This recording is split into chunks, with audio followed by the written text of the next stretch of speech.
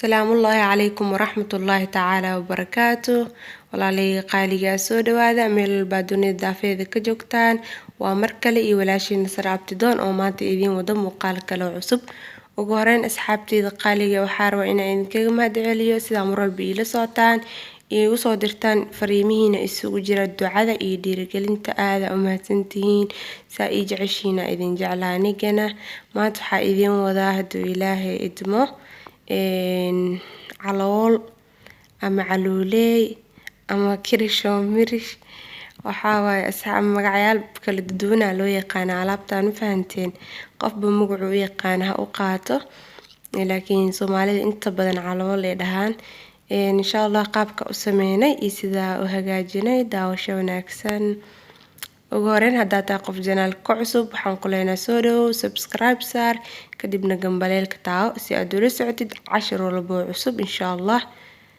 bismillaah marka u horeyso meeshan waxaa igu diyaarsan calool ari waaye waa soo jarjaray aada u soo yareeyay waan soo dhaqay dhowr jeer soo dhaqay ilaa 4 jeer 5 jeer meelaha soo dhaqay biyo caadi ah ku soo dhaqay haddana waxaa rabaa biyo kulul inaa ugu dambeyn ku dhaqo si xoogaa shiirka yarka ee leedahay oo uga baaba'o ma jecli aniga waxaa jeclaa inaa biyo kulul ku dhaqo sidoo kale yaanyo badan ayaa meeshan ii taalo waxaa kaloo meeshan ii yaalo basal 2 xabo basal waaweyn soo yareeyay ina aad ii fahantaan rajeynaa insha Allah.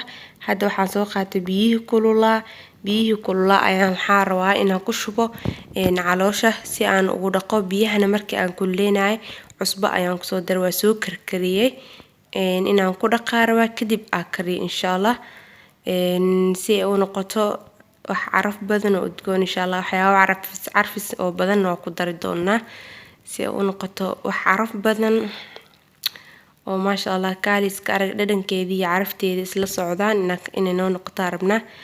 marka biyahan karkaraayo oo jeedin hadda marka ku soo shubo cabaar si fiican ugu walaaqaya kadibna biyaha ayaan ka soo miirayaa. markaan biyaha ka soo miirno waxaan sameyn doonaa idinka arki doontiin horena waa u soo dhaqay sida idin sheegayba biyo caadi qabow waa ku soo dhaqay ilaa 4 jeer meelahaas ku soo dhaqay waxyaabaha xiidmahana ma jecli anoo iska soo reeyay waxyaabahaas caloosha bisa soo jarjaray. hadda digsiga ayaan dabka soo saaray wax yar oo saliid ah ku soo shubay markay saliidii isoo kululaatay waxaa soo qaatay basashi ayaan ku shubayaa mar walba ani cuntada aan sameynaa basal ma ka maqnaato bariis haato hilib wax walba caloosha xitaa u jeedin basal lagu shiilo basasha mar walba cuntada dhadhan u yeeshaa iyo macaan in badan waa idin sheegaya filayaa basashan cabaar intay shiilmaysa suugeena ilaa 5 daqiiqo oo kaleeto way soo shiilanta basashii.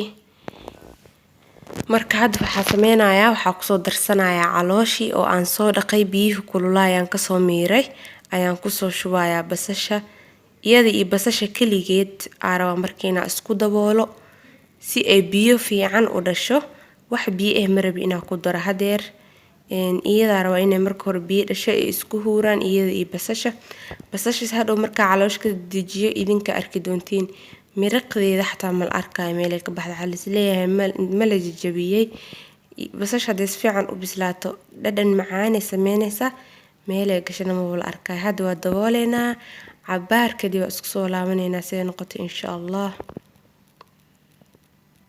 asxaabi waa u jeedin caloosh biyo badan ay soo dhashay يعني أنا wax biyo ah kuma darin huuritaanka ee huurta iyadii basasha biyahan tirada badan ka soo baxay ilaa hadda baro inaa wax biyo ku daro daboolkeeda ku celinaya yaanyadii aadina dhankaas. hadda yaanyada ayaan soo miiray waxaa rabaa marka yaanyadii yani waa soo shiiday hadda waa miirayaa wax yar oo biyaha ku shiiday sidii rasiin u tahay wali ma fahanteen marka biyo badan maanan ku shiidin marka aan shiiday yaanyada calooshi ayaan ku laabaneynaa dhacaankii dhan way soo dhameysatay hadda ama biyihii qaleel noqoto u jeedin sida aragtiinba iyadii iyo saliidii bas isku soo haray. hadda waxaa ku biyeyna ilaa hadda biyo maana ku taabansa u soo saaray hadda waxaa biyo uga dhigayaa yaanyadii aragteen yaanyada aad u macaanaysa anna caloosha waxaan jeclahay inay guduud tahay ma jecli caloosha yaanyo la'aan in la sameeyo qaabka u sameystaa idin la wadaagaa soo maaha. marka aniga saana jeclahay. hadda waxaa kusoo darayaa yaanyo shiishiid ama shiishiid sida u taqaanid, nooca bacda ku jirto oo 50 garaam ah, si kalarka ay ugu sii qurxiso oo guduud qurux badan ay u sii noqoto ayaan u isticmaalayaa. waxaan kaloo kusoo dari doonaa insha Allah raqayga asagana raqay shiines ma la dhahaa ma aqaani, dad aan raqay shiines ogsaa raqaygan oo maxaa la jira bacyaasha yar ku xiran ayaan hal bac biyo yar ku qasayaa. isagana wuxuu u yeelayaa dhadhan aad u wanaagsan oo macaan badan ayuu u sameynayaa caloosha. isagana waa kusoo darayaa markaan soo miiro. hadda waxaan kusoo darayaa hal xabo oo maaji ah. raqayga isagana waan soo miiray weli laakiin maanan ku darin, hadda ayaan rabaa inaan ku daro hal xabo oo maaji ah ayaan kusoo daray. hadda waxaa ku darsanaynaa raqaygii dhacaankiisii oo aan soo miiray. maasha Allah, alaab yar oo xaarna inay kasoo baxdo aad u macaan, dhadhan, caraf, wax walba oo dhameystiran yihiin inay noqoto. idinkaana arki doonteen insha Allah yacni markii aad tijaabisaan. hadda waxaa kusoo darayaa toon iyo kabsar aan soo shiiday. toonta aad u badneed ilaa 5 xabo oo toon ay ahayd. toonta maasha Allah iyadana sida basasho kale cuntada aniga ku badiyaa, caraf siinaysaa. waxaa kaloo hadda kusoo darayaa 2 xabo oo basbaas ah oo soo jarjaray. kuleel yar aan rabaa, basbaas badan ma jecli oo kuleel yar oo meel dheer ah ayaan ka rabaa. 2 xabo basbaas ayaan kusoo daray. intaan hadda wax biyo imaanan ku darin, waxaan ku daray maajigii, raqaygii, yaanyadii, kabsar iyo toon iyo basbaas. intaana marka hadda waxaa sameynayaa waa soo daboolayaa. markaan soo daboolo isaga dhacaankan guursanayo. markay soo qalasho oo si fiican u shiilanto oona bislaato ayaan isku soo laaban doonaa insha Allah. asxaabteeda aan jeclahay waa ujeedin wax biyo imaanan ku darin, waa isku soo laaban doonaa. maasha Allah tabaarakallah asxaabi, waa ujeedaan hadda siday noqotay calooshii, dhacaankii, suugadii wixii dhan waxaa way isla karkareen. yaanyadii iyo waxyaabihii carfiska aan kusoo darna kulli inaba caadi maaha. waxaa waaye dhanaanka waa iska dhadhamini hadduu ku yar yahay. wax yar cusbo ayaan kusoo darayaa, wax yar aan badneyn. xoogaa dhanaanka wax yar igula yar. marka cusbada siira kusoo darsanaa aad dooqaaga hadeeda waa ka dhaafi kartaa oo dhanaanka badan aadan jecleen.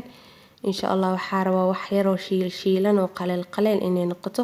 dhacaan yar hadda weli kusii harsan, daboolka ku celinaa. waxaa rabaa inay si fiican u qalasho insha Allah. intaan xataa inay soo dhameysato aad u qalasho si ay u macaanaato. waa ujeediin asxaabteeda hadda dhacaankii raaxta way soo dhameysatay, saliid bas ah kusoo hartay, aad ay u qaleysantay maasha Allah. hadda waxaa kusoo daray hal xabo barbarooni iyo hal xabo basal aan wareeg usoo jarjaray. iyaga waxaa waaye caraf yarna way leeyihiin, basasha iyo barbarooniga waa wada taqaaniin, maraq xataa waa lagu darsadaa. qurux yarna way sameynayaan oo 2 kalar oo cadaan iyo cagaar is soo saaraa waay. marka saxanka iyada saarsay u qurux badnaatana waa rabaa inay caraf yar u sameeyaan waa rabaa. hadaa rabtid waa iska dhaafi kartaa, laakiin hadda sababta ugu daraayo waa idin sheegay. okay inay fahanteen arjina. hadda diyaar waa, wax ma u dhinno, ma daboolayo, dabka ka daminaa si toos ah uga dejinaa hadda dabka because diyaar ay noo tahay calooshii. maasha Allah inaba caadi maaha. inta macaankeed ka dareemooyaa anoo weli hadirtaan cunin, ma fahanteen. marka insha Allah waa kasoo dejinaynaa. okay asxaabey waa ujeedaan hadda weelka ayaan soo qaaday, saxankii aan ku guri lahaa caloosh waatana way ii soo qabowday. weelkan ayaa kusoo diyaarinaya oon kusoo gurayaa. wallaahi hilib kalaankal oo la shiilay oo guduud laga dhiga oo maleysaa marka korka arkaysid calool dhan ma moodid. waana qaabka u kariimida kale asxaabteeda. calooshan waxay ahayd calool yacni neef dheele ah, neefka yar hilibkiisa dhaqsi u bislaada, calooshan saasoo kale dhaqsiya ii bislaatay. hadduu neef weyn ahaan lahaa caloosh waxaa laga yaabaa inay waqti qaadan lahayd dabka, laakiin hadba suuqa nasiib waayo, waxaa kasoo heshiida ku xiranta. haddii dhadhami yaanyada markaa ku karisid, haddii caloosha ay xoogaa cirin ka dareentid biyo ku dar. ani laakiin hadda dhaqsiya way ii bislaatayba.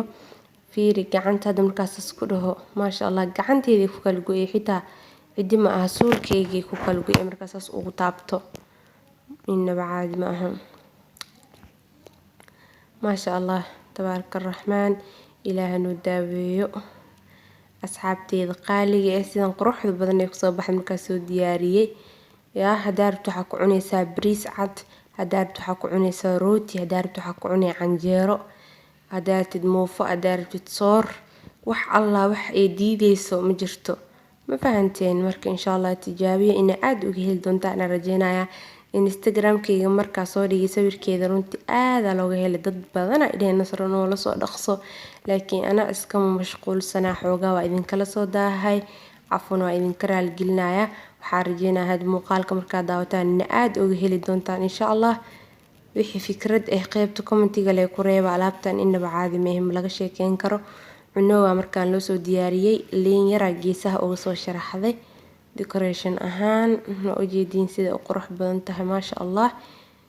inta heysatana ilaaha u ziyaadi, inta haysanna ilaaha siiyo. asxaabteeda aan jeclahay intaasuu nooga eegaya cashirkeeni maantay. videogan hadduu ku cajabiyo like saar, wixii fikrad qaybta commentiga noogu reeb. videogana lasii sheer garee asxaabtaada iyo eheladaada dhammaan. waxaa idinkaga tegayaa sidaas iyo nabadgelyo.